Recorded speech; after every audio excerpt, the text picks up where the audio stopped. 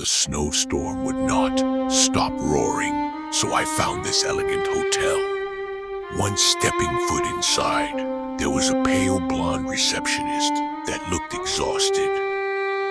Out of all the keys, I was handed room 307. Strolling down the halls made me witness all the rooms had do not disturb signs, despite all the keys being hung at the desk.